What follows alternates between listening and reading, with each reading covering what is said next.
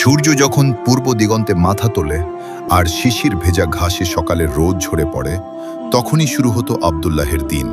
আব্দুল্লাহ ছিল না কোনো ধনী ব্যবসায়ী, না কোনো নামি দামি অলি আউলিয়া। সে ছিল এই উপত্যকার এক সাধারণ রাখাল।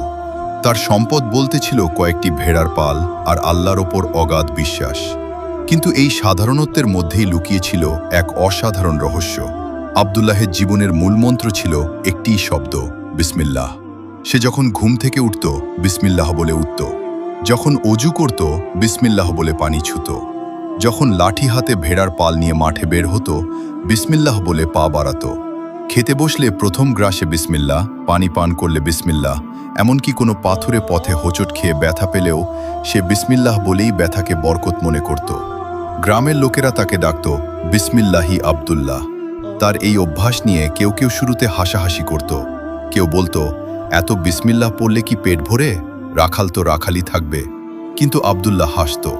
সে বলতো, দুনিয়ার পেট ভরা না ভরা তা জানি না, তবে আমার অন্তরের পেট বিসমিল্লাহে ভরে যায়। আর যে অন্তর ভরে, তার জন্য আল্লাহর রহমতের দরজা কখনো বন্ধ থাকে না। আব্দুল্লাহের বিশ্বাস ছিল গভীর। সে জানে, কোনো কাজে আল্লাহর নাম নেই, সে কাজে কোনো বরকত নেই। আর যে কাজে বরকত নেই, তা শেষ পর্যন্ত ধ্বংসের কারণ হয়। তাই সে ছোট থেকে বড় সব কাজে আল্লাহর নাম জপ করত। তার এই একাগ্রতা ছিল এমন যে মনে হতো সে যেন সবসময় অদৃশ্য এক সাথীর সাথে কথা বলছে। একদিন দুপুরবেলা রোদ বেশ তেজালো। আব্দুল্লাহ তার ভেড়ার পাল নিয়ে ঘুরছিল উপত্যকার একটু দূরের পাহাড়ি এলাকায়। সাধারণত সে এদিকে আসতো না, কিন্তু আজ হঠাৎ করেই তার মন চাইল একটু দূরে যেতে। সে বিসমিল্লাহ বলে পা বাড়ালো অচেনা পথে। হঠাৎ তার নজর পড়ল একটি পুরনো আম গাছের নিচে। গাছটির গুড়িতে কিছুটা ফাটল, আর সেই ফাটলের পাশে মাটির সাথে মিশে আছে একটা থলি। থলিটা দেখতে সাধারণ চামড়ার তৈরি, কিন্তু ভারী। আব্দুল্লাহ কৌতূহলবশত এগিয়ে গেল। সে ভাবল, হয়তো কোনো মুসাফির হারিয়ে ফেলেছে। সে থলিটা হাতে নিল। ভারী। সে বিসমিল্লাহ বলে থলিটা খুলল। ভেতরে কি দেখল সে? চোখ ঝলসে গেল। থলিটা ভর্তি স্বর্ণ মুদ্রা। চকচকে সুবর্ণের মুদ্রাগুলো সূর্যের আলোয় ঝলমল করছে। এত টাকা যে সারা জীবন না খেটেও সে আর তার 7 পুরুষ স্বচ্ছন্দে কাটাতে পারবে। মুহূর্তের জন্য আব্দুল্লাহের হাত কাঁপল। বুকের ভেতরটা ধরফর করে উঠল। শয়তানের ছিলকা তখনই আঘাত হানল। মনের ভেতর একটা কণ্ঠ বলল, এটা তো আল্লাহর দেয়া উপহার। তুমি এতদিন দরিদ্র ছিলে, আল্লাহ কি তোমাকে দয়া করেননি? এটা নাও, কারো জানাজানি করো না, এটা তোমার হক। আব্দুল্লাহ থলিটা বুকে জড়িয়ে ধরল। সে দ্রুত পায়ে বাড়ির দিকে রওনা দিল। কিন্তু কয়েক পা যেতে না যেতেই তার পা যেন মাটিতে গেঁথে গেল। সে থামল। তার মনে পড়ল তার সেই অভ্যাসের কথা। সে তো সব কাজের শুরুতে বিসমিল্লাহ পড়ে। কিন্তু এই কাজটা কি? এই থলিটা নেয়াটা কি আল্লাহর নামে শুরু করা কাজ? সে রাস্তার পাশেই বসে পড়ল। ভেড়ার পাল পাশে চড়ছে। আব্দুল্লাহ চোখ বন্ধ করল। সে মনে মনে বলল, হে আল্লাহ, আমি তো বিসমিল্লাহ পড়েই এই থলিটা খুলেছিলাম। কিন্তু এর মালিকানা কি আমার? না জানিয়ে কোনো জিনিস নেয়া কি বিসমিল্লাহর কাজ? সেদিন আব্দুল্লাহ ভেড়ার পাল নিয়ে গ্রামে ফিরল। কিন্তু স্বর্ণের থলিটা সে তার পুরনো ঝোলার গভীরে লুকিয়ে রাখল। সারাদিন সে কিছু খেল না। বিকেল থেকেই সে একটা মসজিদের কোনায় বসে রইল। সূর্য ডুবল, অন্ধকার নামল।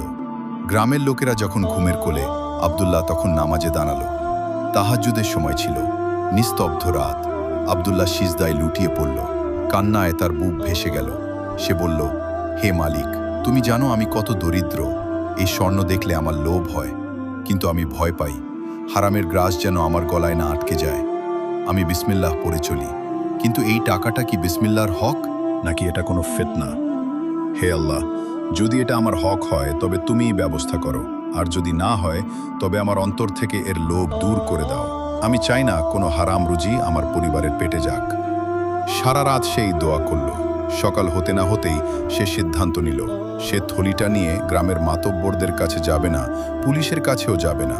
সে ঠিক করল, সে যেখানে থলিটা পেয়েছে সেখানেই আবার নিয়ে যাবে এবং অপেক্ষা করবে। যদি মালিক আসে তবে ফেরত দিবে, আর যদি কেউ না আসে তবে সে আল্লাহর ওপর ভার ছেড়ে দেবে। সে বিসমিল্লাহ বলে থলিটা আবার সেই গাছের নিচে রেখে এলো, কিন্তু সরাসরি চলে গেল না। সে কিছুটা দূরে একটা পাথরের আড়ালে লুকিয়ে রইল। তার ইচ্ছে ছিল না চুরি করা, বরং সে চাইছিল সততার পরীক্ষা পাশ করতে। 3 দিন কেটে গেল।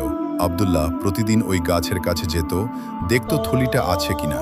থলিটা যেমন ছিল তেমনই আছে, কেউ সেটা নেয়নি। গ্রামের লোকেরা আব্দুল্লাহর খোঁজ খবর নিতে লাগলো, কারণ সে নাকি কিছুদিন ধরে ঠিকমতো খাচ্ছে না। চতুর্থ দিনের বিকেল, আকাশে মেঘ জমেছে। আব্দুল্লাহ গাছের নিচে বসে আছে। হঠাৎ সে দেখল একজন সফেদ পোশাক পরা ভদ্রলোক ধীরে ধীরে তার দিকে এগিয়ে আসছেন। লোকটির চেহারায় এক অলৌকিক নূর, চোখের দৃষ্টিতে গভীরতা। তিনি কোনো পথিক বলে মনে হচ্ছেন না, মনে হচ্ছে যেন কোনো বিশেষ অভিযানে এসেছেন। লোকটি আব্দুল্লাহর সামনে এসে দাঁড়ালেন, কোনো সালাম না করেই, কারণ সালামের প্রয়োজন ছিল না। তাদের মধ্যে এক আধ্যাত্মিক বোঝাপড়া তৈরি হয়ে গেল। তিনি প্রশ্ন করলেন, হে আব্দুল্লাহ, তুমি কি এই থলিটার খোঁজ করছো?